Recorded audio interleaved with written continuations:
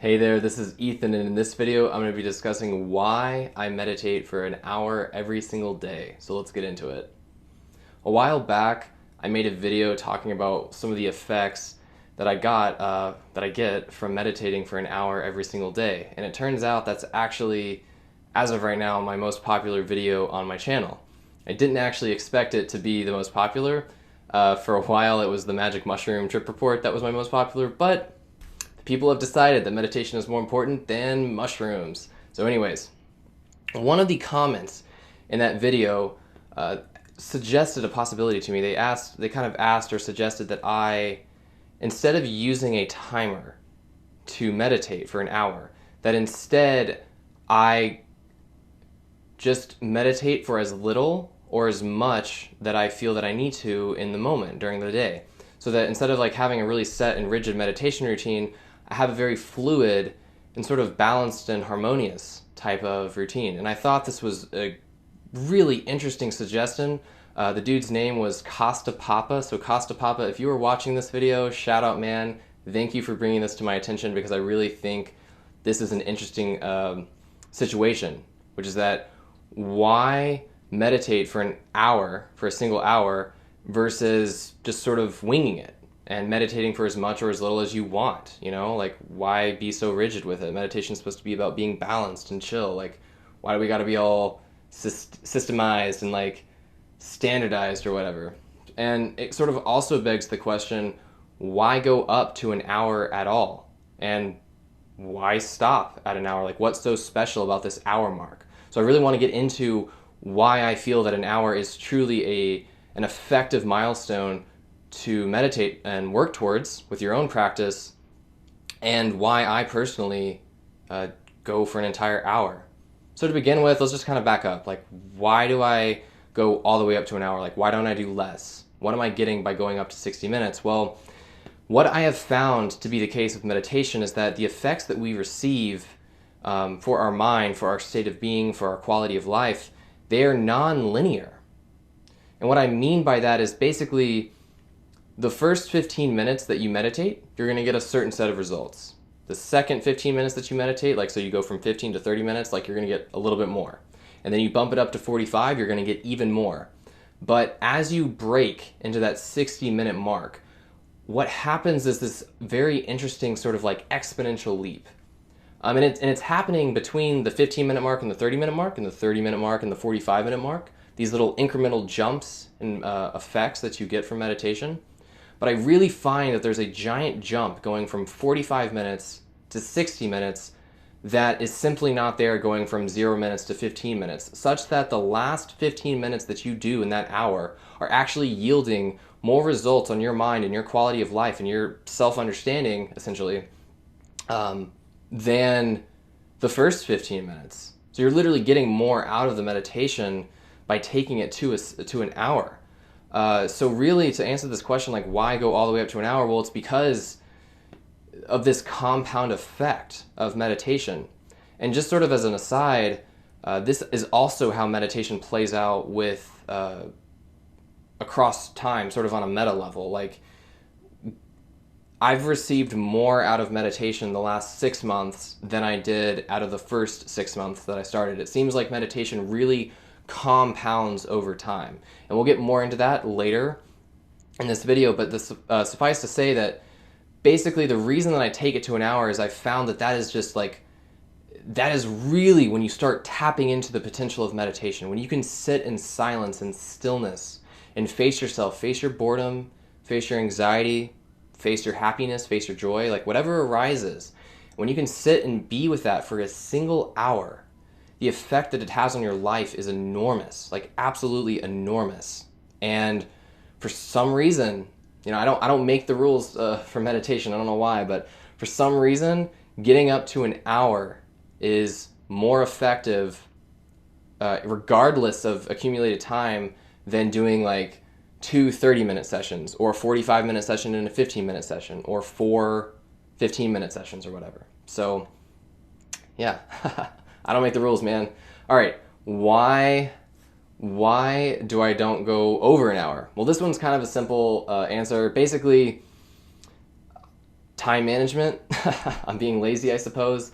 I found that I can truly be consistent doing an hour. And that's really what it all comes down to. When you're trying to implement lifestyle changes and implement habits, I mean, this is like really basic personal development stuff, but anytime you're trying to create a behavior change, you have to make sure that you're going to be able to be consistent with it. If you're not able to be consistent with it, then it's not going to really transform your life. Like if you're very wishy-washy and you can't stick to it, you go, a month, you're really solid, you're doing your new habit, and then you drop off for 2 months and then you restart it, you're kind of yo-yoing, well, you're not really going to get the effects that you're looking for from the habit. And so it's pretty much the same thing with meditation. What I have found is that most people can find an hour in their day to meditate. Like seriously, most people can find an hour. It's just really, how are you managing your time? I mean, if you look into the research of how much we are on our smartphones, on the internet, on, watching TV, just basically sort of mindlessly consuming media, watching YouTube videos. Hello. What's going on? It's astronomically high. Like we spend a lot of time distracting ourselves with technology, and that could otherwise be spent doing things like meditation or working out or reading books, those types of things, or those types of activities. So I have found that for myself, sticking to that hour is very, very doable. And I think for a lot of people, sticking to that hour is very doable as well. And if you push beyond that hour, you will receive more results, and you also receive that compound effect that I talked about.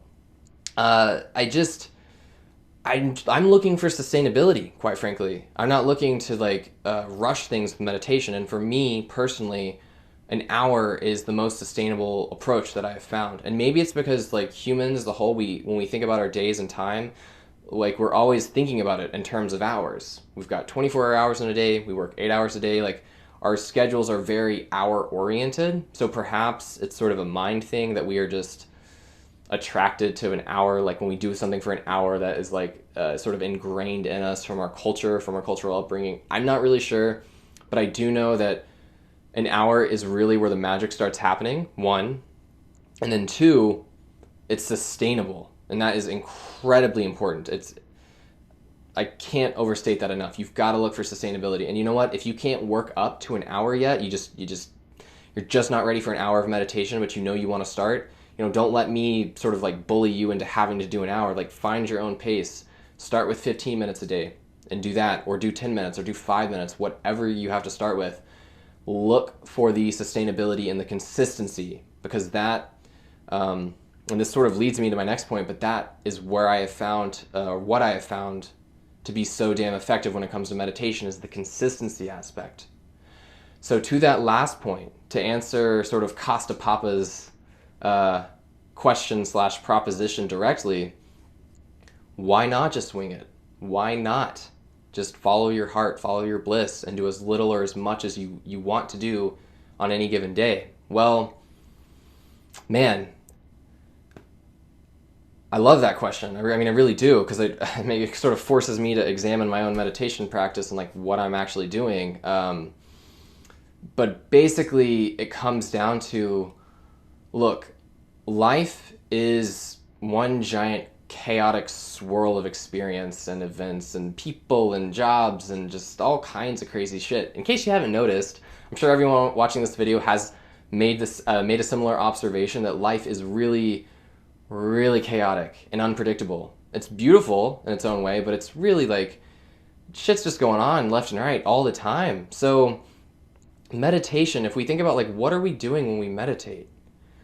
What we're literally doing is finding stillness in this storm that we call life. And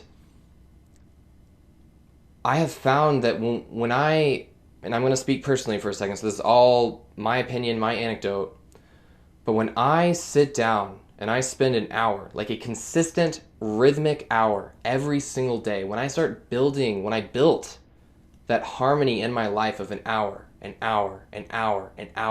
every single day, where I'm basically doing the exact opposite of what life is doing, which is just this chaotic dance of everything going on, that hour in stillness almost acts as a lightning rod for the rest of the chaos to swirl around. So rather than being swept away in the storm, you were able to stay centered within the storm. I mean, when you really start tapping into that stillness for an hour every single day, you start really getting intimate with it, you start getting familiar with it, you are actually able to find that centeredness, that silence, even in the midst of the most chaotic of situations. Your relationship to pain starts to transform. Your relationship to suffering starts to transform. Your relationship to happiness and passion and fulfillment and purpose starts to transform. Literally, like, when you're able to find the serenity in the chaos in every single moment of your life, I mean, the whole thing just is completely different. It's just totally different. And so why I don't just wing it, basically, is because life itself is winging it at me and at all of us all the time. So by taking back sort of our authority on life, like by taking back our stability and our silence and our stillness, our inner source of silent strength through meditation, you are then able to become a lightning rod for life itself. Like, you are then able to start manipulating the chaos in a different type of way, a way that you weren't previously capable of prior to the meditation. And that's really what it comes down to, is like, when you can find the silence and the stillness in the most painful of situations, or the most joyous and happy situations, it imbues all of it with an added richness and fulfillment that simply was not there. When you are swept away in the hurricane of all this chaos, you're just not able to really be with it the same way. And I wish I could do a better job explaining the significance of this. It sounds a little poetic as I'm speaking it out loud in this moment, but I hope that maybe you can try, as the viewer, to sort of intuit this communication and sort of understand it emotionally, or on a level of being and consciousness rather than on a level of rationality and mind. But again, to reiterate, the stillness is available in every single moment, and it's our responsibility to find it in every single moment. So when you are consistently giving yourself that moment, that 1 hour every single day, and you're building a rhythm, you are literally building harmony and rhythm into your life, and building this flow, literally this flow in this midst of chaos. So that's why I meditate for an hour. That's why I don't wing it, because I'm winging it through life in every other moment of my life. To have the opportunity to not wing it, and to build the rhythm, to build the harmony back into my life with a dedicated practice, it helps me personally receive and be with life in any moment, in any variation, good or bad. So yeah, that's pretty much it. That's why I like to meditate for an hour every single day. And again, just want to reiterate, thank you, Costa Papa, you're the man. I'll go ahead and end the video here. If you have any questions, comments, or ideas, opinions, please engage with me. I love getting questions from the viewers, especially good, like ones that I can sort of respond to and like get inspired by. So I appreciate that. I really appreciate it when you guys take your time out and engage with me. So I'll go ahead and wrap it up here. I hope you enjoyed the video. And if you like the video, hit that like button. If you like this style of content, please hit that subscribe button. If you haven't checked out my other video about the effects that I've gotten from meditation, go check that one out. Also, shameless plug, if you haven't checked out my mushroom trip report, you should totally check that one out too. Your mind, well, maybe not, but my mind was blown, so maybe you'll enjoy it as well. But I'll go on ahead and end it here. And until next time.